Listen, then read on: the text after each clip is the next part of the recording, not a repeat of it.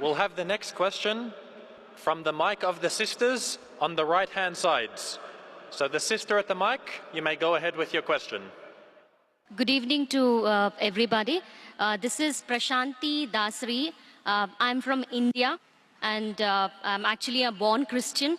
And I migrated to Dubai recently, August 2011. And I happened to, I came to know about Islam. My brother also here is in Dubai, and he keeps telling us about Allah. I'm really convinced, and with all the whatever knowledge that he shared with me, I'm totally convinced and that Islam is the straightforward religion. And Allah is Alpha, He's Omega, He's the beginning and He's last. We cannot see sun more than 10 minutes. So how can we see a creator?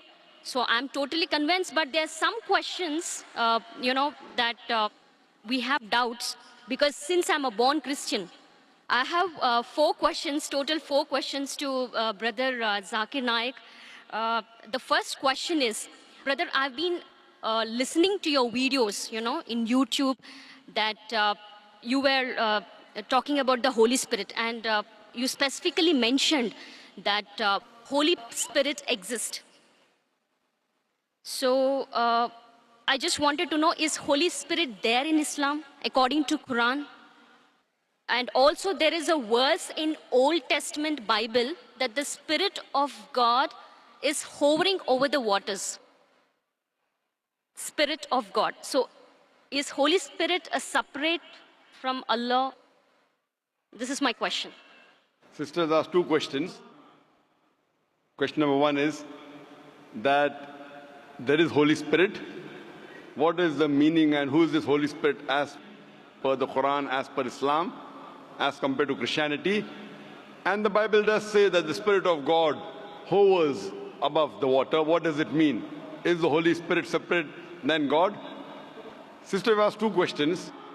If I answer these 2 questions, will you accept Islam? I have totally 4 questions.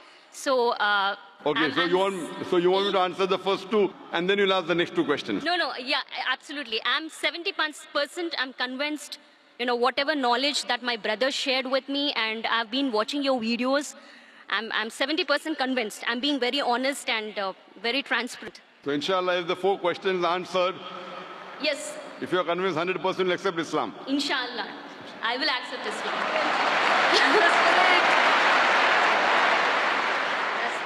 The sister asked 2 questions, and after she'll ask the other 2 questions. That the Bible does mention about Holy Spirit. What is the reference of Holy Spirit in the Quran? What the definition of Holy Spirit, it is not the same as mentioned in Islam, because when the Christians, when they talk about the Holy Spirit, they assume it is part of the Trinity, the triune God, though the word Trinity doesn't exist in the Bible, nowhere. The Father, the Son, and the Holy Spirit.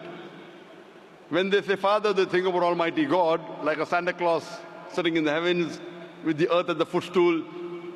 When they talk about the Son, they think about Jesus Christ, peace be upon him, like Jeffrey Hunter in the movie King of Kings, with blue eyes and good nose, not a polyp nose like a Jew.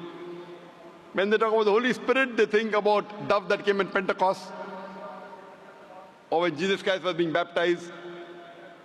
What is the Spirit that's mentioned in the Quran? What I believe is Quran talks about Archangel Gabriel. You are one of the angels sent by Allah subhanahu wa ta'ala, and one of his roles was to get the revelation to Muhammad sallallahu alaihi wasallam. And many other roles he has got. So we believe in the Archangel. So like that, if you say that there is a Spirit, we have no problem. But he's not part of the triune God. And both are separate. The angel, the Archangel Gabriel is separate than Allah subhanahu wa ta'ala. And the Spirit even mentioned in the Bible is separate than Allah subhanahu wa ta'ala. They aren't joined. This is the teaching of the church. Because the word Trinity doesn't exist anywhere in the Bible.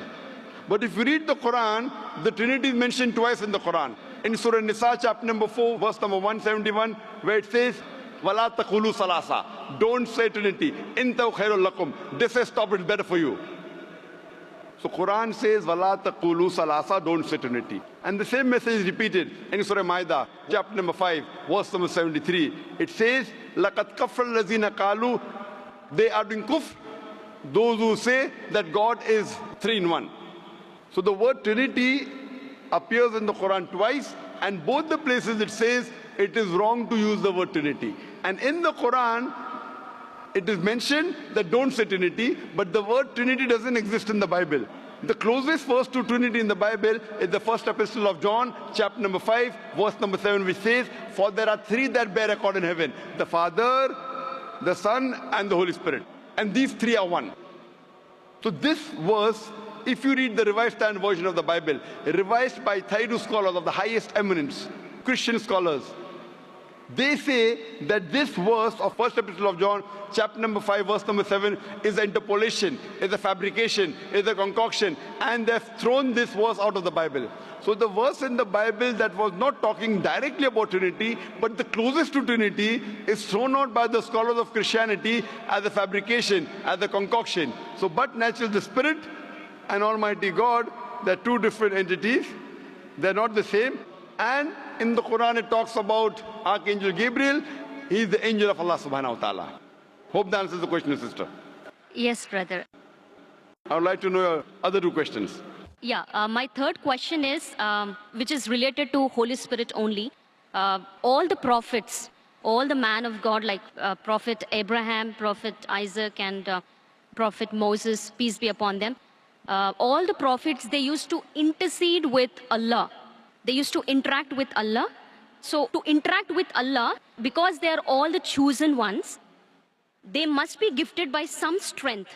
It might be the grace of God. So it is a power. There is that some power so that they are able to interact with Allah. So what is that power? So what is my understanding? I mean, what was my understanding all these days was, with the help of Holy Spirit, all the prophets were interceding with Allah. Is that true? Sister asked the question that the messengers of Allah subhanahu wa ta'ala intercede with Almighty God. Then she said interaction with Almighty God. Sister, the English word intercede and interaction are 2 different things. So is your question intercede or interaction? Intercedes. Intercede means that someone intercedes on somebody else's behalf. Someone intercedes on somebody else's behalf. Now this you have to realize that when you speak to Allah subhanahu wa ta'ala, Allah subhanahu wa ta'ala does not need anyone to intercede. The Quran says in Surah Ghafir, chapter number 40, verse number 60, you ask me and I will answer your prayer. Allah subhanahu wa ta'ala does not require anyone to intercede with him. Why? And people give the example that, when you go in a court of law, when you're presenting your case to the judge, you hire lawyers. So like that, the messengers of God are our lawyers. This is okay and logical for a judge who is a human being, because the judge does not know who is the criminal, who is the robber. So the lawyer helps the judge to understand who is a criminal, who is a robber, who is not. But Allah subhanahu wa ta'ala has ilm-e-ghaib. He does not require anyone to prove to him who is good, who is bad. So it is wrong to say intercede. Yes, someone can pray. A messenger can pray for other human beings. And Allah says in the Quran that Allah subhanahu wa ta'ala does not require any intercession except who He wills on the Day of Judgment. So on the Day of Judgment, Allah says He will give permission to certain people to intercede. And there are hadith saying that this special favor will be given to Prophet Muhammad, peace be upon him. So what we know from the history of all the other scriptures, as well as the Quran, as well as the hadith, that the messengers of God, they interacted with Allah subhanahu wa ta'ala. They prayed for others. But if we use the Prophet to intercede, that means if I pray that if I go through this Prophet, following the commandments of Prophet is good. But if I pray to somebody else besides Allah subhanahu wa ta'ala, that's what many of the human beings do. They pray to human beings saying they are closer to Almighty God. So if we pray through Him, God will accept our prayer faster and better. This is wrong. We have to pray to Allah subhanahu wa ta'ala directly. These prophets of God, they are messengers. Yes, they have special powers. They have special powers. They can speak to Allah subhanahu wa ta'ala. And Allah subhanahu wa ta'ala chooses certain men amongst men, chooses certain men to communicate His message to the other human beings. These chosen people of Almighty God, we call as prophets or we call as messengers of God. So Allah subhanahu wa ta'ala selects certain human beings in the world to communicate His message to the other human beings. These are called as messengers of God. So there is communication between the messenger and Allah subhanahu wa ta'ala. But that does not mean that human beings can use these messengers to intercede. That if they pray to these messengers, Almighty God will listen to us. This is the teaching of the church. That you believe in Jesus Christ, peace be upon Him, and all your sins will be forgiven. This concept doesn't exist in Islam and doesn't exist even in true Christianity. It is the teaching of the church, sister. Hope that answers the question. Yeah, my final question is, in New Testament, in one book of Acts, Paul mentioned about tongues. What do you say about tongues in New Testament? According to Islam, is that it's totally eliminated, it's not there, or the gift of tongues existed at that time? Sister asked the question that Paul said about tongues. If you give me the reference, I'll be in a better position. There are many things mentioned in the Bible about tongues. There are many verses in the Quran which speaks about tongue. If you give me the reference what you're talking about, I'll be in a better position to reply to you. But generally, there are many statements in the Bible talking about tongues. And also says, if you read the Gospel of Mark, it says that anyone who is a believer, he will be able to understand foreign tongues and speak foreign tongues.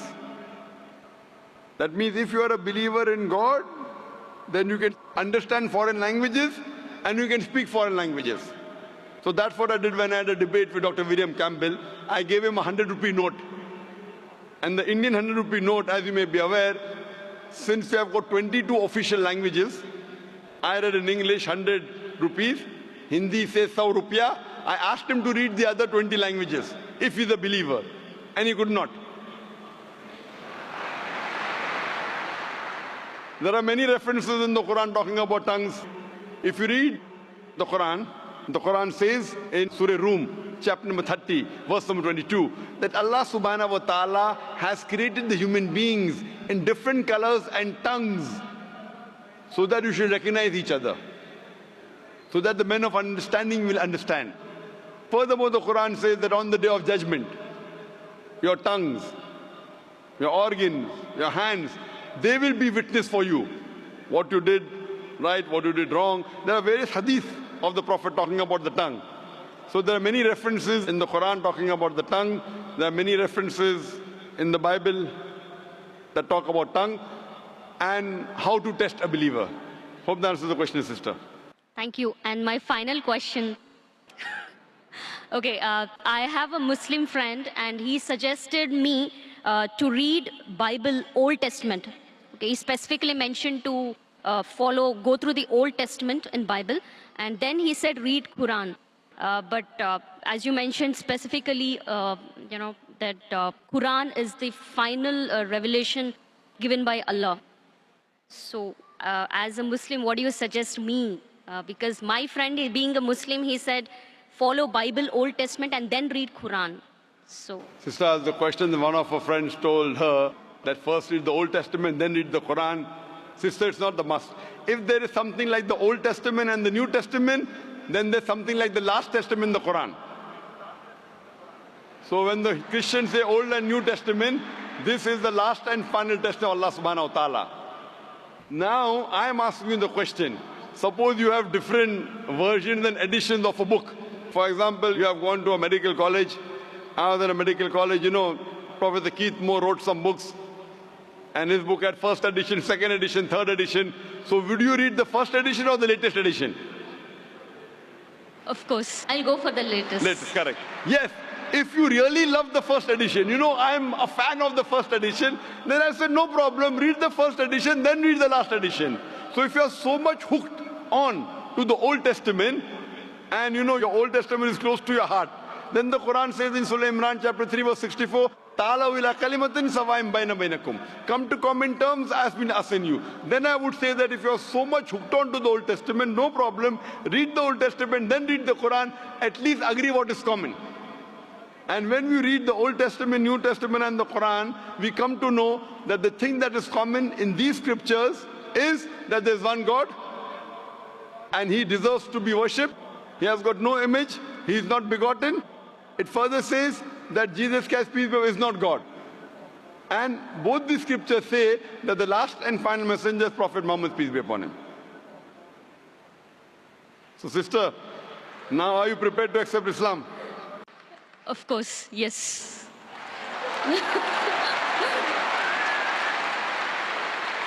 Sister, do you believe that there is one God? Yes, I believe there is only one God. Do you believe that Jesus is not God but is a messenger of God? Yes, I believe Jesus is a messenger. Do you believe Prophet Muhammad is the last and final messenger? Yes, I believe Prophet Muhammad is the last and the final messenger. Sister, is there anyone forcing you to accept Islam? Sorry? Is there anyone forcing you to accept Islam? No, nobody is forcing me. Are you accepting out of your free will? Yes. Because in Islam, to force anyone to accept Islam is haram. It's haram in the religion, and it's haram, it's prohibited in most of the countries, I believe even in Dubai. To force anyone to accept a religion is forbidden. So you're accepting out of free will, sister? Yes, but that is the reason I asked you many questions. MashaAllah. Out of free will. I hope no one is bribing you. No. You know, because in India, when after many people accept Islam, the CID, the police go there and ask, how much dollars Dr. Zakir Naik give you? I tell them I have given them currency of the Akhirah. Currency of the Akhirah, and that's accepted. So inshallah, sister, I will say in Arabic and you can repeat it. Okay. Ashhadu. Ashhadu. Allah. Allah. Ilaha. Ilaha. Illallah. Illallah. Wa ashhadu. Wa ashhadu. Anna. Anna. Muhammadan. Muhammadan. Abduhu. Abduhu. Wa rusuluhu. Warsulu. I bear witness. I bear witness. That. There is no God. That there is no God. But Allah. But Allah. And I bear witness. And I bear witness. That. Prophet Muhammad. Prophet Muhammad. Is the messenger. Is the messenger. And servant of Allah. And servant of Allah. MashaAllah, sister, you're a Muslim. Yeah. And may Allah subhanahu wa ta'ala accept your effort. And I pray to Allah subhanahu wa ta'ala that to guide you further and inshallah give you the best in this world as well as the akhirah and grant you a place in paradise, inshallah, sister. Thank you.